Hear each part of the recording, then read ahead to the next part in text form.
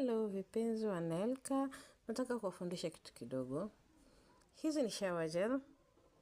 Shower gel hizi ziko tayari kwa ajili ya kwenda kwa mteja na tayari nimeshaweka sale. Nilikuwa nataka nikufundishe wewe ambaye unataka kujifunza kuweka sale. Kama huna ile sale machine, unaweza kuweka sale kupitia maji ya moto. Lakini unatakiwa uwe sharp na haraka. Unapopata sili yako ukaichomeka kama hivi. Hii ndo sili. Unaichomeka hapa juu ya hichi kichwa cha nanili cha hii shower gel yetu. Sasa unapotaka kuiweka sili, usije ukatumbukiza kwenye haya maji ukarudishia mara mbili.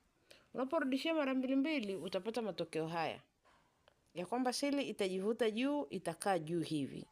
Lakini usiporudishia mara mbili utakuja kupata kitu kama hichi. Umeona hii sili ilivyokaa vizuri? Kwa hiyo sasa, unapoweka sili yako kama hivi ulivyoichomeka hapa, unachotakiwa kufanya ni kuweka kwenye haya maji ya moto hivi ukatoa. Ukitoa nafikiri unaona ilivyokuwa imelala vizuri, imesha nata, hii sili imesha shika. Hapo unafuta tu, tayari kumwendea mteja. Jamani, kama umejifunza na umeelewa kitu hapo, subscribe kwenye channel yangu. Karibu nikufundishe, natengeneza pia, najifundisha watu kutengeneza shower gel, nafundisha watu kutengeneza sabuni za multipurpose.